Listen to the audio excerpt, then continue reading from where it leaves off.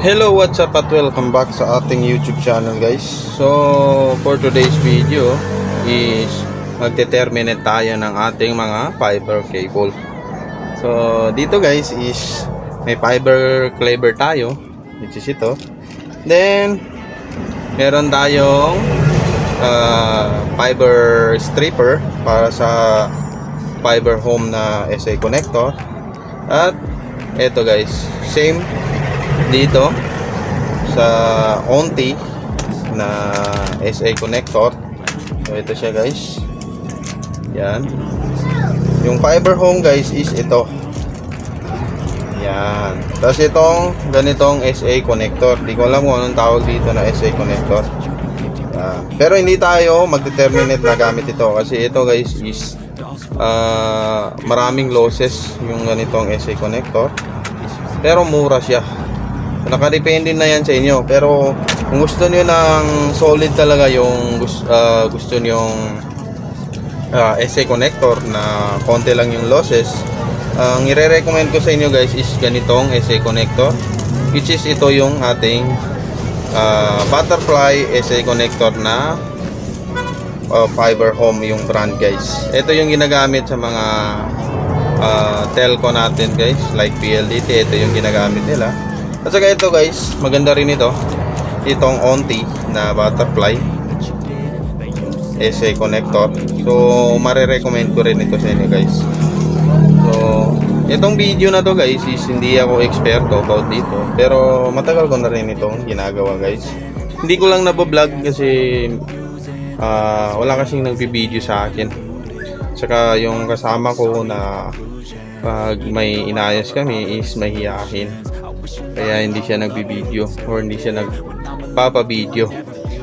So ngayon guys, meron tayong ito, di ko alam kung anong tawag dito, pero pang-cutting ito, pang-cutting ng fiber cable para lumabas yung fiber talaga ng fiber cable. Then meron din tayong optical power meter, tsaka yung visual fault locator. Yan, ito yung gamit natin. So dito guys, ito yung ganitong SA connector na tinerminate ko. At saka actually matagal na ito guys sa akin. So ito yan lang yung tinatrial ko minsan, ganitong SA connector. Pero hindi ko to marirecommend guys. Malaki ang losses nito pag ginagamit nito.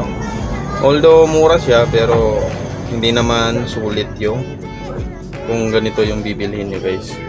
At ang last guys is meron tayong fiber cable. So maliit lang guys yung fiber cable natin, since na tutorial lang naman to. So simulan na natin guys. So dito guys is meron siyang messenger. So ito siya, ito yung messenger niya.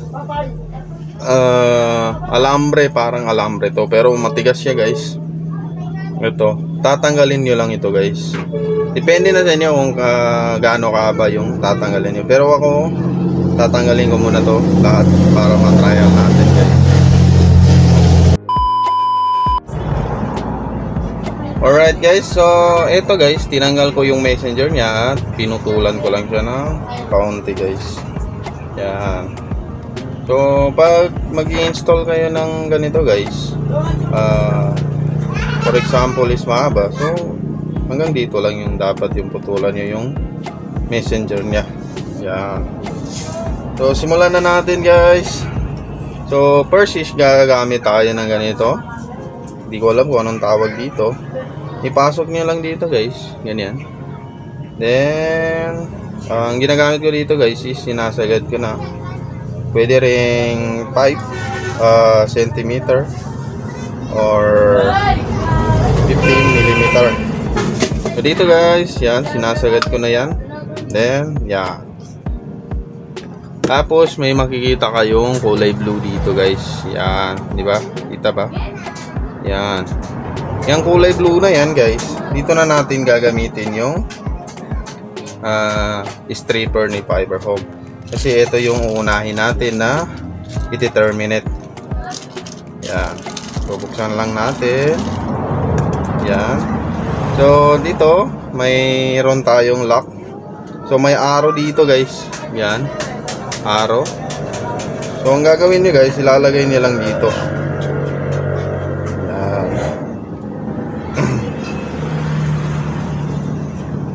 Yan. Tapos i-lock nyo lang guys. Yan, diba? Na-lock na. Then dito guys, 2-in-1 ito. Nagka-cut siya ng itong fiber natin kasi may coating kasi ito guys. Yung kulay blue, yan yung coat niya. So yan yung tatanggalin natin para makita talaga natin yung fiber. Yan. So gagawin nyo lang guys, papasok lang nyo dito. So pag hindi nakapasok guys, ang gawin nyo is ganyan nyo lang guys para papasok yung fiber. Yan, para pasok na. Then may arrow dito, ganyan. Ito, arrow. Then babalatan na natin. I-press nyo lang ito guys. Then hilahin ito ng dahan-dahan. Yan, diba? So nabalatan na natin ng ating fiber. Then depende na sa inyo kung gagamit kayo ng tissue o hindi. Basta ang importante, malinis lang yung dulo. Kasi yan kasi yung importante dyan, yung dulo. Yan. After that guys, since na natanggal na natin yan, is babalik ta rin natin guys. Yan. Lalagyan na naman natin dito. Ganyan. Yan. Diba? Saktong-sakto. Dapat dito yung A, dito yung B. So, di ko rin kasi na-try. Pero ganyan yung ginagamit ko, yung setup ko. Then, open na natin yung fiber cleaver natin. Ilagay lang natin dito. Yan. Ganyan siya dapat guys. Then, close na natin. Tapos, syempre, cut na natin.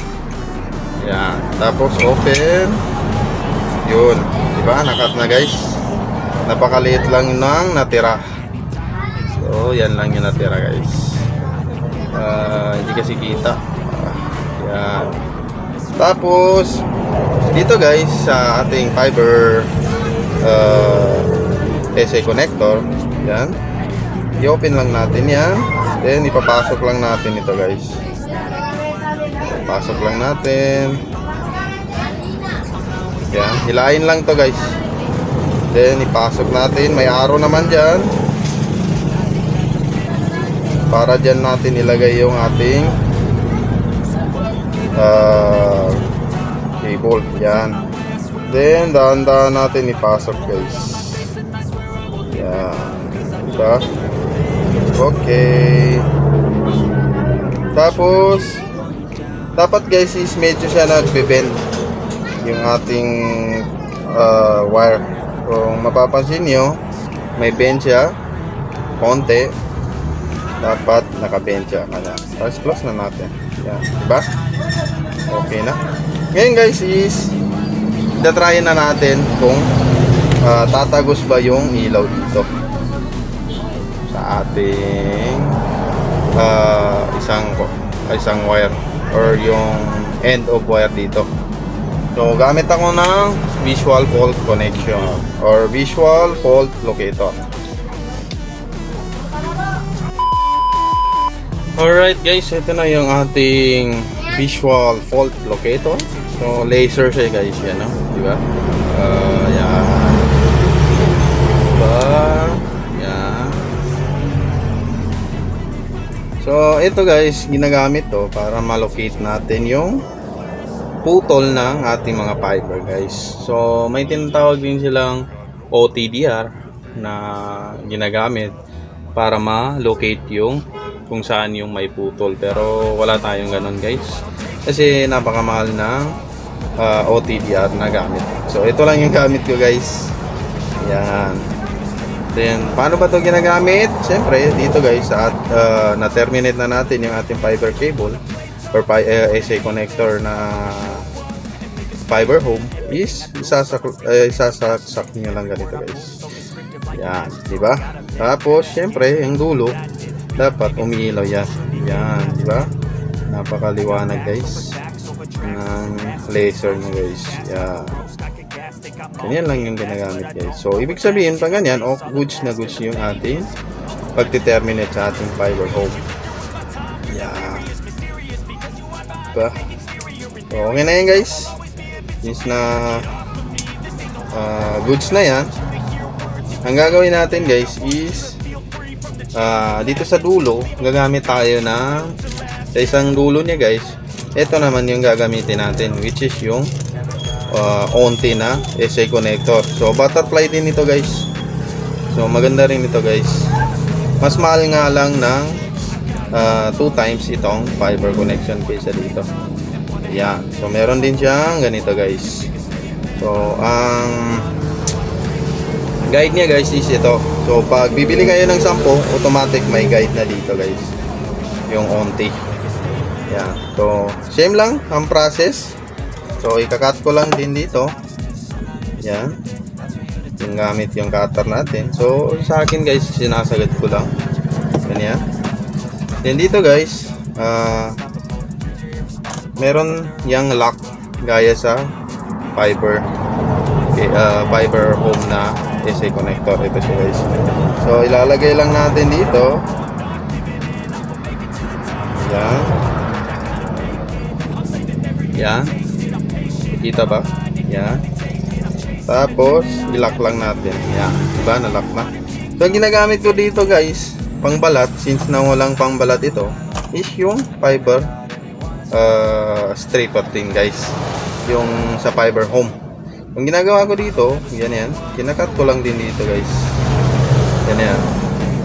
Diba? Tapos kakat ko ganyan. Yan.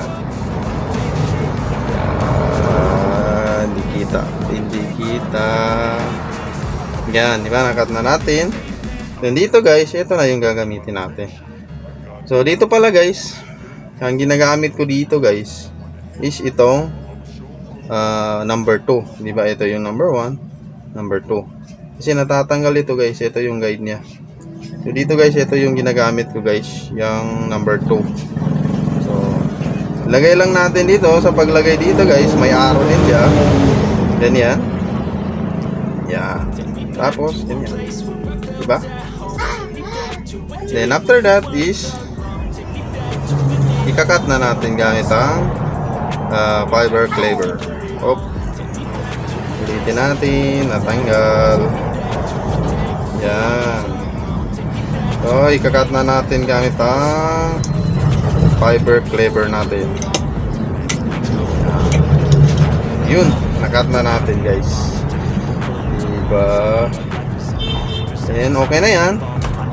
Tapos dito guys, same lang ito sa ating fiber home na AC connector, pero mas maganda pa rin yung fiber home na connector. Then ilalagay na natin dito guys.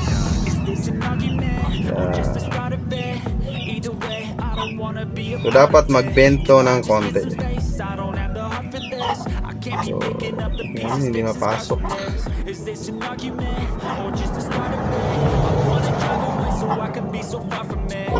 Yeah.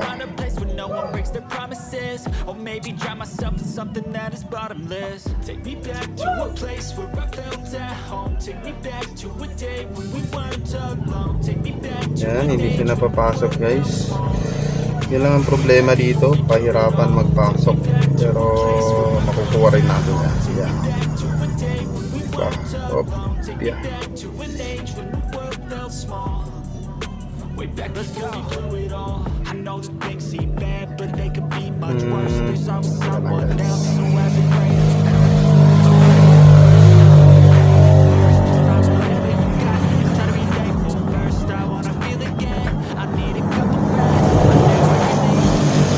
Yun, napasok na guys. Ayan, diba? Mapapansin niya dito guys is medyo nag-bend siya guys. Ayan, pag ganyan yung pagka-bend niya is goods na yan guys. Then ika-close na natin. Ayan, diba? Pag nilock niya to guys, itaas niya lang ito. Same dito sa fiber. Ito, fiber home. Taas niya lang ito para ma-lock siya. Yan, diba? Yan. Then ngayon is itatry nga natin dito sa fault connection. Kung tatagos ba? Yan, diba? Tumatagos. Ayan, sa kabila. Tumatagos ba? Yung ating laser. Yan. Tumatagos siya guys. Yan. Yan. So goods na goods yung ating connection.